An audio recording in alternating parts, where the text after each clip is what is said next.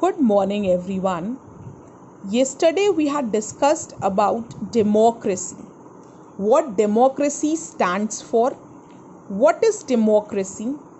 What is direct democracy?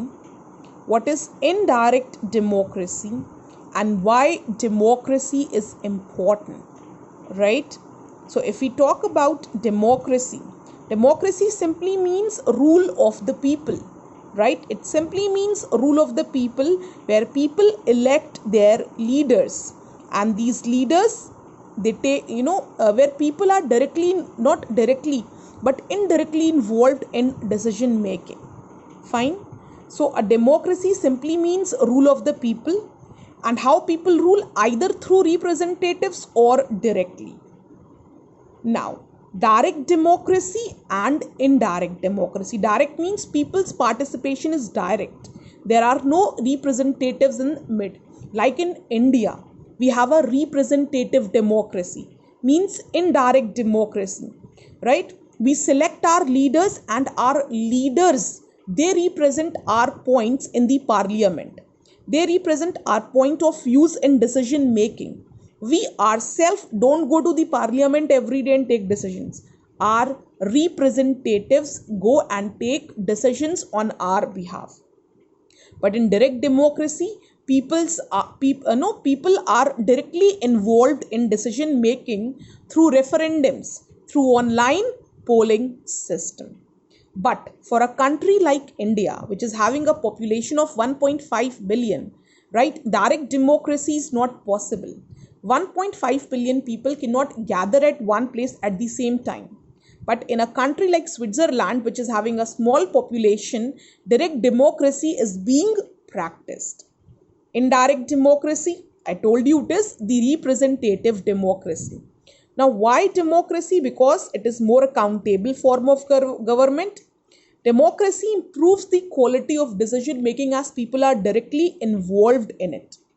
Democracy provides a method to deal with differences and conflicts. Democracy enhances the dignity of citizens. Now we'll be talking about two tales of democracy. One is about Chile and the other is about Poland. And why is it important for us to study about these two? Why is it important? Is it important to study about these two countries? Because we'll be studying about their struggle. We'll be studying about their fight. We'll be studying about their sacrifices as to why democracy was so important for them that they didn't even cared about their lives, right? So Chile was not always in the rule of dictatorship. Chile was a happy democratic country, and Salvador Allende was the president of Chile. And Chile is a South American country, right? Salvador Allende was opposed from rich landlords. Even America was unhappy with him because of his certain policies, because he was a true patriot, right? He only worked for the benefit of the people. He believed in equality. There were certain policies which America felt ki, come on, which somewhere was harming America, and so even America went against him. So what America did, America with the help of General Augusto Pinochet, what he did, he removed Allende, he removed democracy from Chile, and military dictatorship military dictatorship had come in Chile. So there was a military coup led by General Augusto Pinochet, in which Allende was killed. Pinochet ruled Chile for almost 18 years in autocratic style. Means anyone who went against him was killed, or was brutally killed, or was imprisoned. Finally, democracy returned to Chile when Michelle Bachelet was elected as president.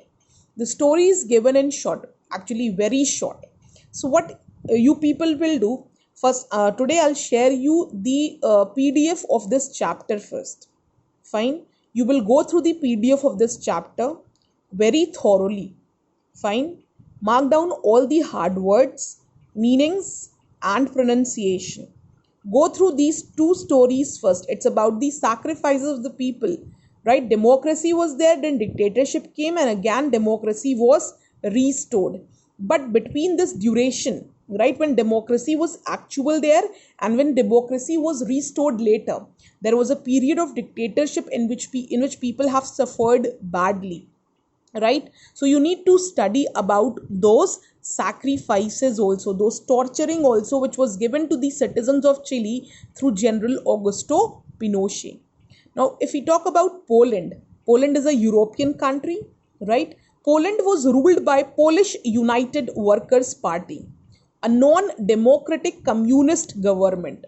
Some workers, led by uh, Lech Walesa, went on strike for their just demands. Initially, government negotiated, but later the ruler general Zeryu imposed martial law in the country. He was backed by Soviet Russia.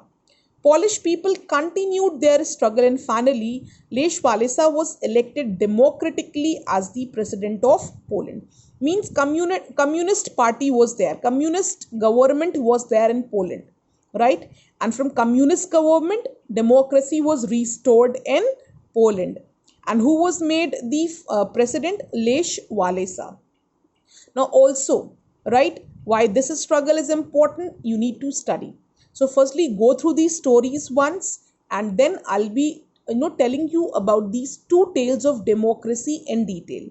In one, democracy was there, but it was thrown out of power. Dictatorship was stored to power, and then again dictatorship was thrown away and democracy was restored. In Poland, communist government was there, right? Communist means they were supporting one, you can say, they were supporting majority people. Like there was division of the society in Poland, right? Poland society was divided, equality was not there, right? And that is why people were not happy with the form of government. People wanted equality, people wanted freedom, people didn't wanted this kind of rule, and that is why they fought for democracy. So what kind of rule was there in Poland, that also you will go through once again, and then we will discuss in detail. Fine. Thank you.